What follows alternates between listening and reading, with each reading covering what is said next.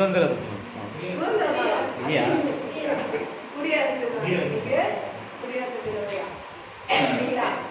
அதுவே நம்ம போராட்டத்தின் மத்தியில வாங்கினதுதான் எல்லாமே சுதந்திரம் குடியரசு எல்லாமே போராட்டத்தின் மத்தியில வாங்கினது. அமைதியா என்ன பண்ணாரு காந்தியடிகள் வாங்கி கொடுத்தாரு இல்லையா நமக்கு சுதந்திரம். அதனாலதான் இன்னைக்கு நம்ம எங்க பார்த்தாலும் சுதந்திரமா நடக்க முடியுது. உண்மையை நீதியை உள்ளவர்கள் இருந்ததுனாலதான் இன்னைக்கு நம்ம என்ன பண்றோம் சுதந்திரமா எங்க வேணாலும் சுத்துறோம் இல்லையா.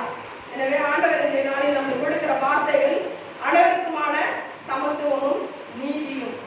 அப்போ இன்னைக்கு எல்லாருக்குமே நீதி கிடைக்குதா? நியாயம் கிடைக்குதா? கிடைக்குதா? இல்ல. அநேக இடங்கள்ல நமக்கு என்ன பண்ணுது, நியாயங்கள் மறுக்கப்படுது, கொடுமைகள் அதிகரிக்கப்படுகிறது இல்லையா.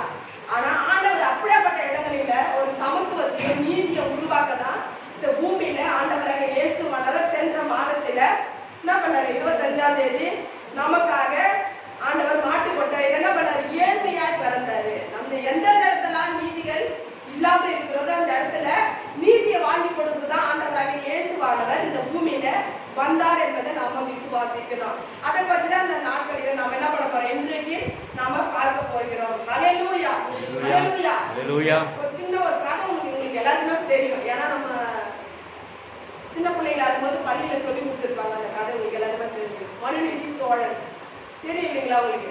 மனுநீதி சோழன் உங்களுக்கு எல்லாருக்குமே தெரியும். அந்த கதையில என்ன பண்ணுவாரு, அந்த அவங்க மகன் வந்து என்ன பண்ணுவாரு, தேரோட்டி அந்த கண்ணுக்குட்டி என்ன பண்ணாரு, சாகடிச்சுப்பாரு. அதுக்கு பதில் என்ன பண்ணுவாரு, அந்த அனுதிய மாட்டுக்கு இழந்தாலும் பரவாயில்ல, மனுஷனுக்கு இழந்தாலும் ஒரே நீதி தானே அது.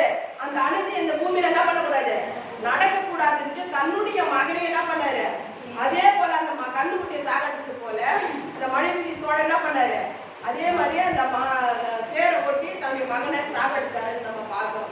இன்னைக்கு உங்களாலே எல்லாரும் செய்ய முடியுமா அப்படிப்பட்ட வேலையை? செய்ய முடியாது இல்லைங்களா.